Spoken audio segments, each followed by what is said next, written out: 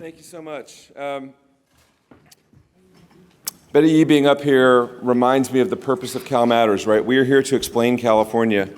And one of the questions you get every year around election time is, what does the state controller do? Right? So that's one of our favorite things to explain when it comes to election season. I'm really happy to bring up our next panel leader. Levi Sumagaysay is a reporter with deep experience in the Bay Area. We worked together at the Mercury News in the past. She's been at MarketWatch, some other places.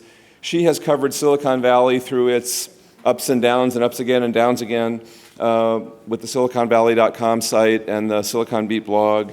She's followed the workforce, the evolution of how California works for many years. And she's going to bring up a panel to talk about pathways to work in this economy, which I think is going to be fascinating. And again, we promised ideas. We're bringing you ideas. So, Levi. Go on.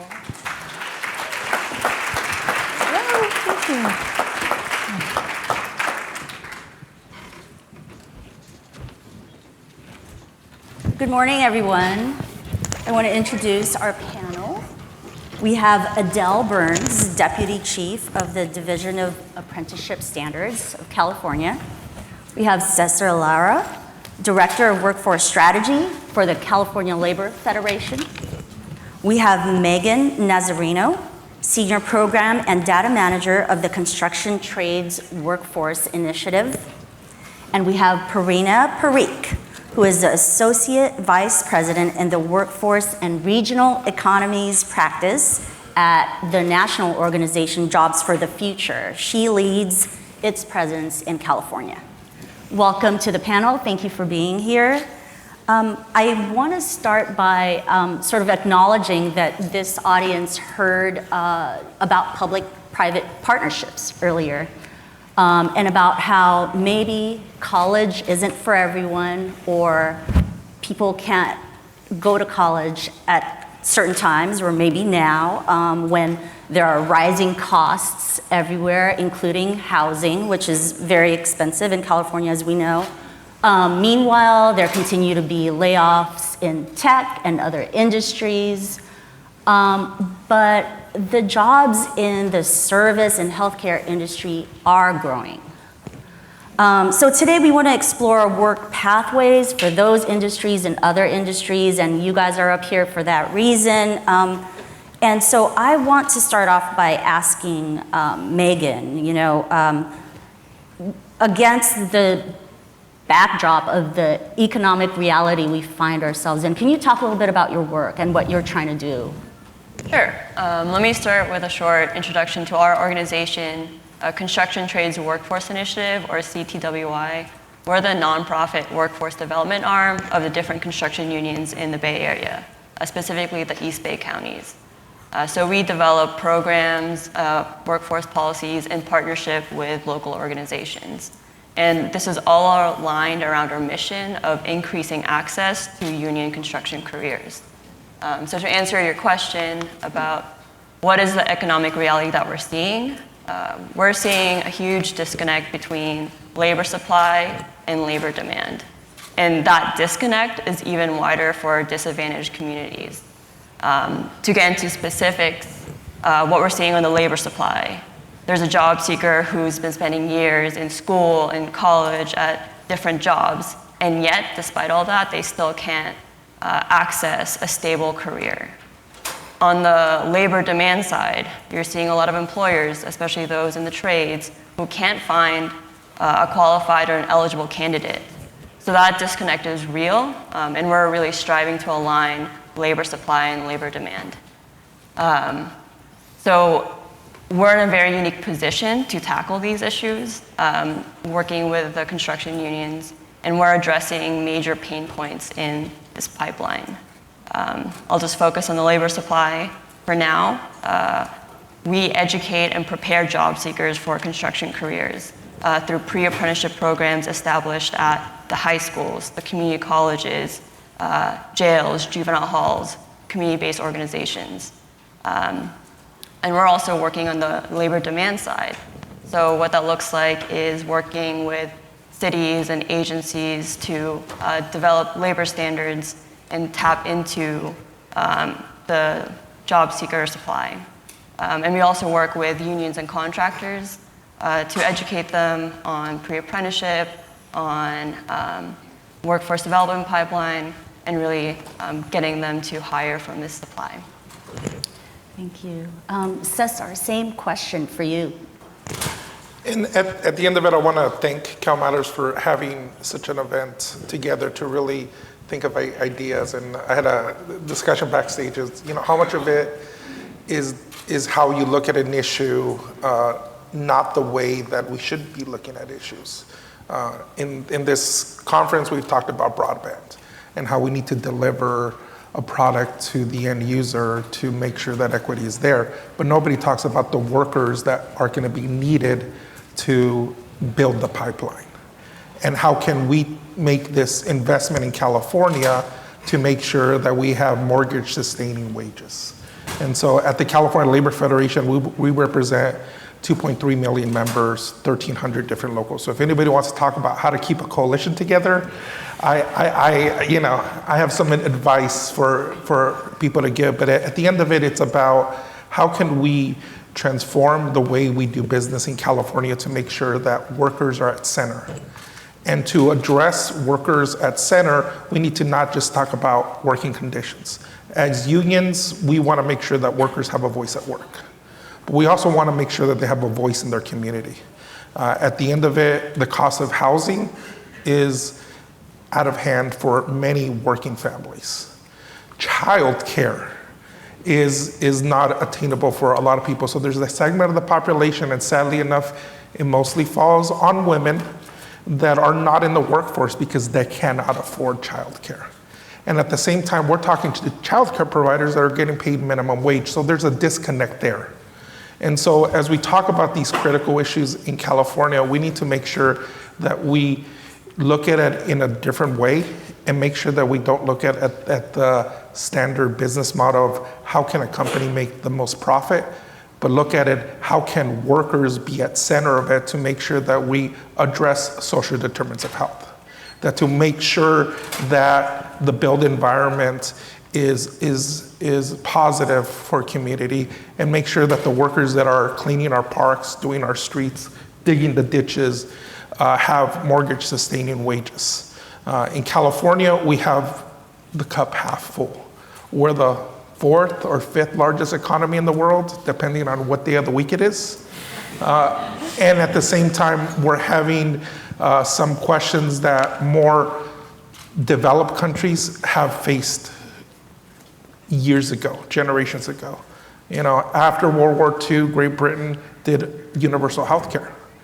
If you want to say the most stressful thing is to recover from war and then take on such an issue of healthcare, and guess what? In California, we're facing that issue. We have counties today that the cost of healthcare is one of the most expensive. In Monterey County, where I come from, the cost of healthcare is about 400% to 500% above the average for some procedures.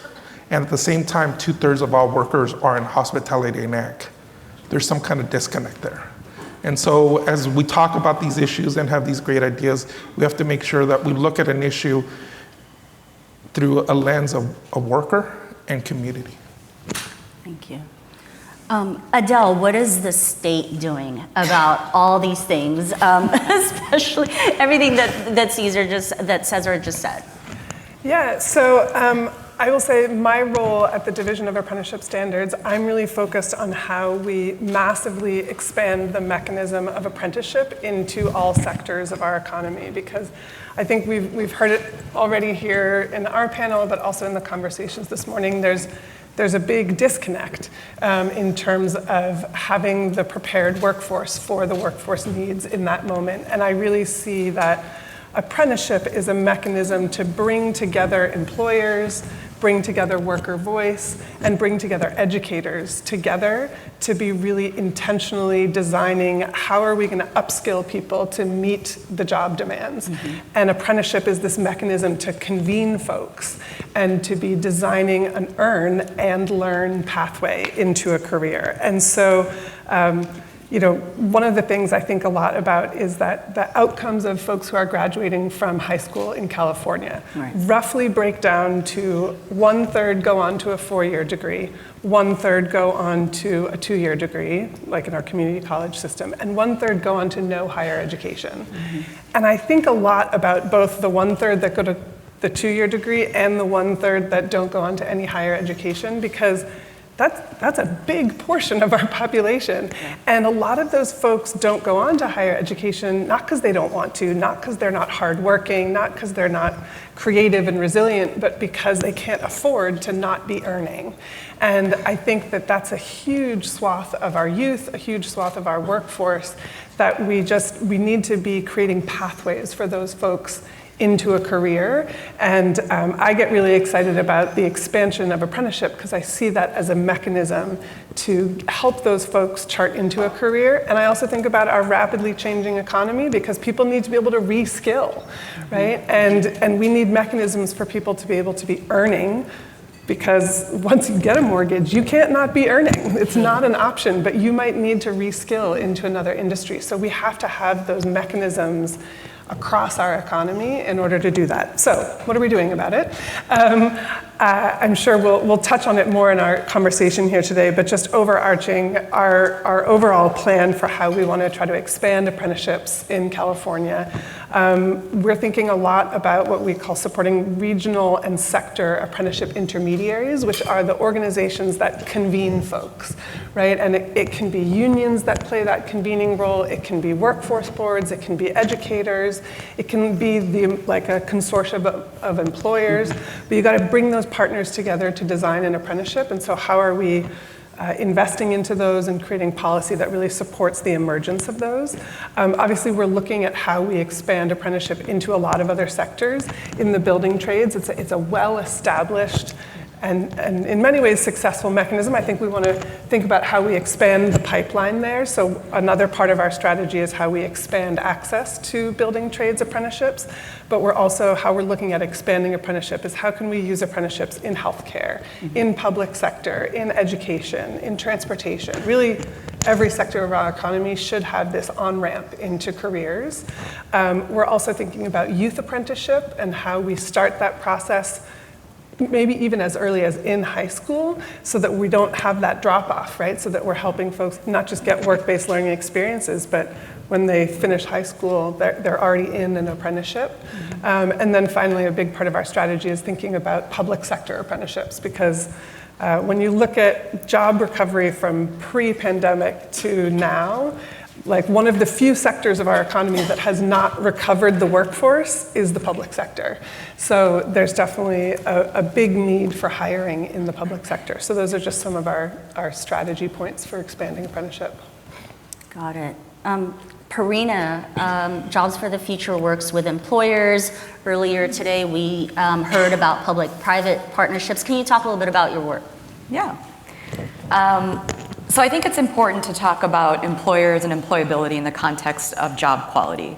So Jobs for the Future is a national organization. We have offices in Boston, DC, and Oakland. And our North Star is that 75 million people who face systemic barriers to advancement will work in quality jobs in the next 10 years. So that's what we anchor all of our work towards. Now, in terms of how JFF works with employers, we have to think about how we can address alternative paths to employment. So we have a few initiatives that we are currently working on. We're looking at expanding our Rework America Alliance initiative. And what that looks like is thinking about how employers can really advance skills-based hiring. So we've talked a lot about the challenges of a 4-year degree, some of the obstacles in earning a two-year credential. But this idea of removing degree requirements entirely is different for a lot of employers to think about. What we do know is that over 80% of employers believe that job hiring should be based on skills rather than degree requirements. But what are they actually doing to make that happen in their organizations? So that's something that we're working with our employer partners on. How do you relax degree requirements without compromising the integrity of the role, but really bringing in the best person for that job? And in California specifically, we're really leaning into and having a deeper impact with our small to mid-sized organizations. We talked a lot about apprenticeship and work-based learning, and I'm so fortunate to be on the panel with these esteemed colleagues of mine. And JFF has a Center for Apprenticeship and Work-Based Learning. And we're doing a lot of technical assistance in California with state agencies, with partners up and down the state. We talked about intermediaries, to augment efforts in creating pre-apprenticeship and apprenticeship pathways for all sectors, not just the construction trades. That's very well established in California, but the other sectors that Adele talked about. In California specifically, we're augmenting efforts in renewable energy apprenticeship work, education. We're launching our rural apprenticeship network, and we're really thinking critically about the youth apprenticeship work and sort of deepening our skill set there. Our Center for Justice and Economic Advancement is something that is also a part of JFF. And there we're looking at growing our Fair Chance Employment Initiative. So working with employers to hire the best person for the job, regardless of their arrest or conviction record, because we know that that's a barrier to employment. So how do we provide equitable and inclusive workplaces that employers can really think about enhancing? And then finally, we're working with our education practice on direct assessment competency-based education. So this is looking at how do we shift employer mindsets away from this idea of credit hours and look more at the competency and learned mastery of a skill that can help people get into quality jobs. And that's a huge shift in mindset, not just for the education sector and the work that we're doing with the Chancellor's Office, but also our employers. How do we implement that shift in mindset so that employers are readily accepting those with CBE and embracing that as kind of a new alternative model to hiring workers? So lots of stuff going on, and happy to go into more detail, but just wanted to give everyone a flavor for the different centers and practices that the JFF has. So we've heard education mentioned a couple of times already this morning. Adele, I wanted to ask you about what the state is doing in terms of apprenticeships for teachers. I was surprised to learn about that. So yeah, please. Yeah, absolutely. So interestingly, when you look at the growth of apprenticeships, so how we sort of organize apprenticeships in California is that we have the building trades, building and fire trades have been using apprenticeship as a mechanism of workforce development for a long time. So we call those, and that's overseen by the California Apprenticeship Council. So I call those CAC apprenticeships. And then in 2018, we created what's called the Interagency Advisory Committee on Apprenticeships, which is the shorthand for that is IACA, and that's essentially apprenticeships in all the other sectors, including education. And today, there's about 90,000 apprentices in the state of California, and about 70,000 of them are CAC, so building and fire trades, and 20,000 of them are in all the other sectors. And so obviously where we're seeing a lot of that growth in apprenticeships in general is in IACA apprenticeships. And when we zoom in on that and look at what are the different sectors within that are really growing, the top growing sector by sort of rate of growth is the education sector. And those existing programs that we have and that are growing are really in the early care and education, what's called expanded learning, which is like before school care, after school care, and also teacher's aid roles. So we already have a number of education-related apprenticeships, and actually there's a lot of work that's been done by a sector intermediary called ESEPS in that space, which is an early care and education. And they've really been pivotal in supporting a variety of employers and community colleges to all sign on to this program. And so there are already hundreds of early care and education, expanded learning teachers aid apprentices that are active right now. I'm actually tonight headed to speak at a graduation at Berkeley City College for one of those. So we're already seeing the use of apprenticeship happening in the education space. However, the next step of the educator prep pipeline that we are working on is how could we be using this mechanism of apprenticeship to help prepare K-12 teachers, so credentialed teachers. And I will say it's notable that in our society we've figured out how to pay electricians and plumbers while they're in training, but for some reason we ask teachers and nurses to work for free while they're in training. Right? So we're really excited about taking this mechanism that is so well established and trusted to be preparing the workforce in the workforce that builds our buildings, right, which are really important, and use this same mechanism to be paying people while they are in training to become teachers.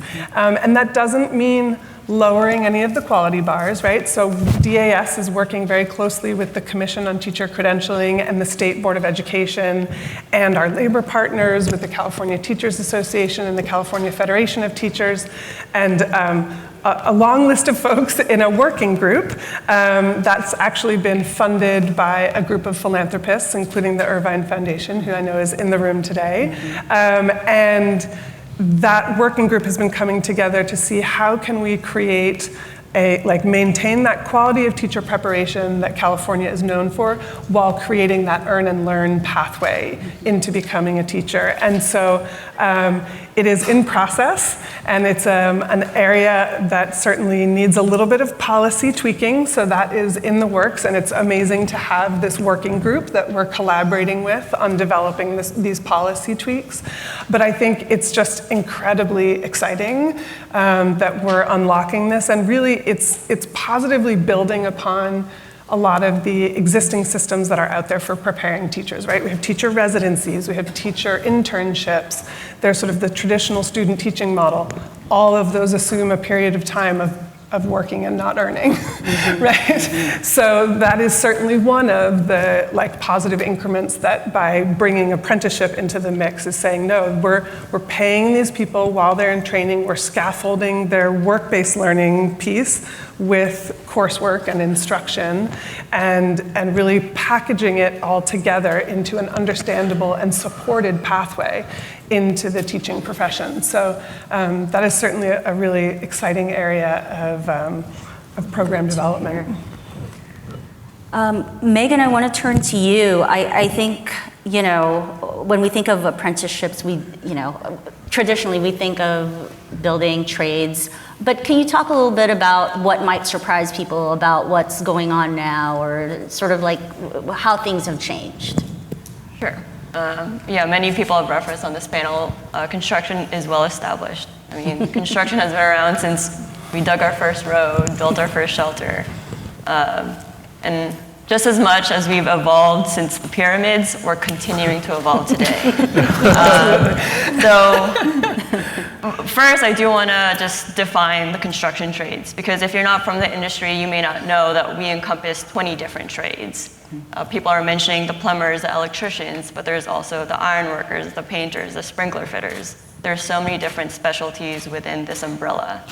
And each of those trades have their own apprenticeship, have their own union. And these are models that have been around for over 100 years old. So it's been well established, and where we're seeing the most change now is in two ways. One is the popularity of the trades. We've kind of seen the pendulum swing back and forth between college trades, and we're kind of back in that swing where the trades are coming back to the classroom. The trades are more, comes up more at the dinner table. So we're really working closely with the different schools or the different organizations to bring pre-apprenticeship, apprenticeship to trades kind of back in people's minds. Another way that construction is evolving is in its people. Construction unions have had a reputation of being exclusionary, of you have to know someone to get in, and that's been changing, especially in the last few decades. And one of the ways that we're changing, and one of the ways that we're increasing access is through the pre-apprenticeship programs.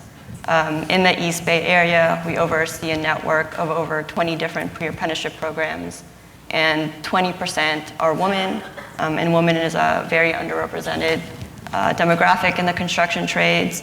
Over 80% are people of color, and about 10% are formerly incarcerated. So we're very laser focused on reaching to the underrepresented communities. We also recognize that these communities need support. So a major support that we're working on right now is with the Division of Apprenticeship Standards on childcare stipends. I mean, imagine going to a construction job site at 6 a.m., but having to find a childcare center that's open early enough that you can drop them off. So with the DAS, we've been distributing stipends to pre-apprentices and apprentices between $5,000 to $10,000. So that's huge. These are really helping people enter the apprenticeship and stay in the apprenticeship. Looking forward, where I see the building trades going next is to really hone in on retention and how do we make sure that the apprentices are staying in their program and what are the mechanisms that we're using. So mentorship is going to be a big one that we're going to be working on over the next few years, and also continuing the supports like the stipends. The last thing I want to talk about is increasing kind of the different markets and kind of the labor standards in emerging markets. California has a really ambitious infrastructure goals, equity goals, sustainability goals, and these goals are tackling really important issues that we're facing today: affordable housing, healthcare, transportation, climate change. And as we move forward, we want to make sure that we keep the workers and the communities in mind. So that's investing in apprenticeship, pre-apprenticeship, and working closely with the unions. And speaking of the unions, Cesar, can you tell me, I want to sort of look to the future a little bit. We've sort of established what the issues are, what problems we're facing, but just a little bit more, like, what types of jobs do we want for Californians, so that they can survive and even thrive in this really high-cost state of ours? Yeah, and the biggest thing to look at is 1/3 of the workforce doesn't need a college degree to get the jobs that they have. And, Adele did a great job to say in the building trades, there's a great system. There's, a high percentage of the apprentices that they manage are in the building trades. But the question is, what can we do as California to really look at expanding apprentices, expanding programs to really tackle the challenges we have in California? We have a crisis in public government with vacancies. And we need to have a real tough discussion with ourselves to say, we cannot wait for people to apply. We need to be proactive, and maybe an apprenticeship model is going to be important to that. We're already doing it in education, but the question is, how can we do it in other sectors in public governments? And how can we make sure that whatever we do, we make sure that workers are at center? Understanding that we have an opportunity in California with historic infrastructure investment from the federal government. It's an opportunity to expand the trade, but it's also an opportunity to really look at how can we look at the way California does business to make sure that we have the pipeline ready to go. And the first question that we need to ask ourselves, are those pipelines equitable? Are those pipelines address the issues that working families are having in the household? Because it isn't just about worker issue, it's about the hard truth is that there's communities that have been underinvested for generations. And it hasn't been by accident, it's been on purpose. And issues of race and class are huge in California that we need to address as well. So setting the stage, what can we do to really expand an apprentice program, not just in the public sector, but in the non-building trades sector. Mm-hmm. We have the CHIPS Act that's going to bring a lot of manufacturing money into California, and we have this bill called SB 150 that addresses standards around environment and labor. We did a proposal, we were part of the stakeholder process. None of that was reflected in the end results that California put out. And we need to be hard on government and hard on ourselves to see, can we really address the issues that working families are facing? Like, to my starting comment is, how can we center workers in the middle and not just corporations? And so what we need to do is look at the way that we could really use government to really start the ball rolling to address these critical issues. We've seen it in history. Issues of race and class were major issues in World War II and afterwards. The investment that the federal government did in military to make sure that there was equity and more peoples of color changed society. Now we have this large infrastructure money, and President Biden has set aside some executive orders called Justice 40 to say we need to address equity, but it doesn't go far enough. And as California, we need to come up with our own set of equity standards and address the communities that have been underinvested, and to make sure that we have the infrastructure in apprentice programs to really address the challenges in the public sector and in the private sector. The building trades have a great model that we could glean from, but we also need to make sure that we address the workers that are going to be working in that industry. I work with labor unions, like I said. I have 1,300 unions. The way that I talk to the United Farm Workers might be different than the way that I talk to a white-collar government worker. But at the end of it, the issues are the same. How can I survive in California to make sure that my family is thriving? And the way that government is doing business, there's a disconnect. And we need to expand apprenticeship programs in the non-building trades and support still the building trades, but use it as a model to see how can we address, because 1/3 of the workers are not going to get a college degree. But there's an opportunity to get certifications and apprenticeship programs in place and really hone in on critical issues. Government is a good example. We can't wait for people to apply for the jobs that you need to be filled. We need to be proactive, work with unions, work with community, make sure that we highlight equity and diversity to make sure that we get the community ready to work because they're looking and they're just not finding it. So speaking of the state, Adele, Cesar talked a lot about what the state, what lawmakers, what the governor should be doing. Can you talk a little bit about what you see might be a problem, considering we are facing a budget deficit right now? Yeah, absolutely. I mean, we obviously are in the final stages of the budget back and forth, so we will see where this current budget lands.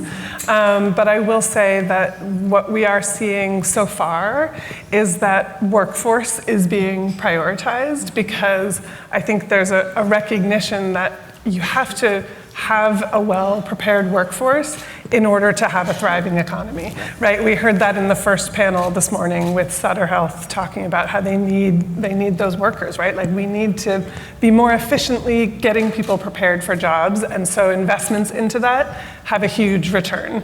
So I think that we're seeing that workforce is being prioritized, which is great. And I will also just say, in recent years, there's been some pretty major investments into the expansion of apprenticeship in a few different areas. And just to name a few of those, because they're like sort of, we're getting them rolled out and starting to see the positive growth and returns from them. So one of them is what Megan mentioned, which is the equal representation in construction apprenticeship grants, which is really thinking about how we improve representation in the trades. And really, gender representation is the big challenge in the building trades. Right now, there's a little bit under 4% women. So your 20% is sounding pretty awesome by comparison.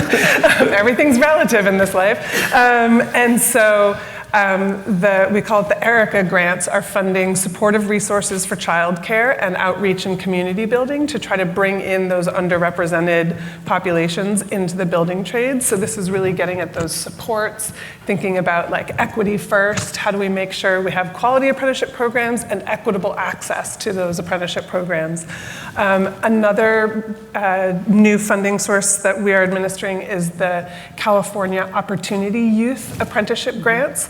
which are, we're just in the process of awarding the first round of those, but really those grants are focused on how can we be working with community partners to provide the supportive services to opportunity youth, which are those who are 16 to 24 and are disconnected from our education system, excuse me, or at risk of disconnection from the education system. And so this is really about how do you have like paid training opportunities in accelerated pre-apprenticeship programs, because some of those opportunity youth do need that extra support to get into the apprenticeship, which an apprenticeship is a job, right? And so getting a little bit of that extra support, so really thinking about those equity first investments, and then also for apprentices to provide those supportive services, because I think retention is also so important. It's one thing to get somebody into an apprenticeship, but then to make sure that they make it through, because life happens. They might need emergency transportation, legal, who knows what kind of support they need. And so we recognize that that halo of supports is what makes for a more equitable system. And so those are two sort of like the more equity investments. And then finally, the apprenticeship innovation funding has been a really critical investment into the expansion of those IACA apprenticeships, which is apprenticeships outside of the building and fire trades. And this is formula funding to whoever is the program sponsor for an apprenticeship program. And it's really funding the outcome, right? Like often in grant making, somebody puts forth like, hey, we're gonna try to do this. We hope we're gonna do this with the grant funds.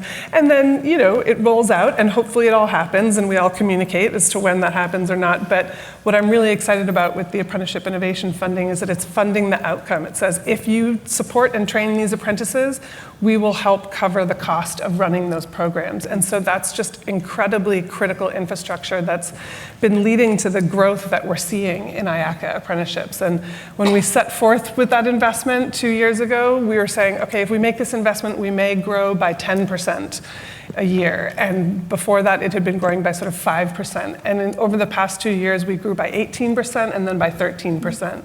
So we're really seeing that return on investment with the apprenticeship innovation funding. And then it's coupled with these more sort of equity and support oriented programs. And so anyways, I'm excited about all of those, and those are all still rolling out. And so we'll see how all of these things come together. I think we'd be remiss if we did not address Parina. The big question of AI and how it's going to affect workers. Would you mind talking a little bit about that? I know that's a very broad question, but and we only have 4 minutes left. So yes, we could spend a whole day talking about Right. AI and its impact on the workforce, but yeah, we would be remiss if we left this panel without touching on AI, and I've been given 2 minutes, so talk to me after. So JFF does have a Center for AI, and we partnered with Intel to publish a report that looks at how AI will impact the future of work. The research at a high level shows that the impact on jobs will depend on whether AI increases or decreases the need for a particular skill or task, and how important those skills or tasks are to a given occupation or industry, right? So that's the high-level takeaway. But what we know is that every occupation we studied will benefit from the doubling down of the uniquely human skills that will be elevated or augmented by AI. So what does that mean? That means this notion of durable skills is going to be the new worker superpower. AI will be good enough for some tasks, information processing, basic data analysis. But durable skills such as communication, conflict resolution, critical thinking, these are all human skills that aren't going to go away and will only increase in importance. So it is true that 80% of the US workforce could see at minimum 10% of their tasks impacted by AI. So in this report, which I can't get into in too much detail, but please see me after and I can send you a copy of it, JFF looked at 5 industry clusters: business and sales, healthcare, transportation and logistics, manufacturing, and computer and information systems. We then took each of those clusters and looked at the 10 top occupations in those clusters and did a deep dive in terms of AI's impact on those occupations. According to a McKinsey study that we also participated in, AI is expected to empower workers in professions related to STEM, creative industries, business fields, but will ultimately reduce demand for jobs in office support, certain customer service, and food service roles. But as I said earlier, interpersonal skills such as customer interaction, conflict resolution, client management will only increase in importance. We had a panel on healthcare earlier. AI is going to dramatically change the healthcare industry. It will hopefully have the effect of freeing and enabling healthcare practitioners to focus more on proactive and preventative care management for their patients. Repetitive tasks like tracking and reporting patient vital signs and changes in health conditions will become increasingly automated, but this will provide workers with the opportunity to really focus on that one-on-one patient care. Ultimately, the goal, of course, is to reduce the level of burnout that exists in the healthcare industry. Now, as all of this technology evolves, when we think back to what JFF's economic imperative is, we have to make sure that all of this acceleration is done in a way that doesn't hold back equitable economic opportunity or job quality, and it's done in a way that increases equity in the workplace and increases job quality in the workplace. So that's something that we are keenly aware of and watching out for. But we're excited. We're excited the direction AI will take. We're excited on how to continue studying its impact on workers. And there's a lot more to come on that. Okay, I was, just one last question, and I'm hoping that, anyone will just speak up here, but how can the people in the audience help, or what can they do to, try to ensure that the jobs that are in the pipeline, that workers are being trained correctly, that certificate programs and apprenticeships are really going to help the California economy? Anybody want to take that? Well, I could start real quick. And like I said earlier, is when we look at opportunities, we need to look through a worker lens. We need to work through a community lens. We have a lot of opportunity in California. We're having these deep investments, lithium in Imperial Valley, offshore winds off of Humboldt and Morro Bay. And we need to make sure that we have the workforce pipeline ready to go. Take, for example, offshore wind. 60% of the impact of offshore wind in that pipeline is going to be around manufacturing. Very few of those components are even done in the West Coast. And so as California, we could say this is going to be the largest investment in offshore wind in the world.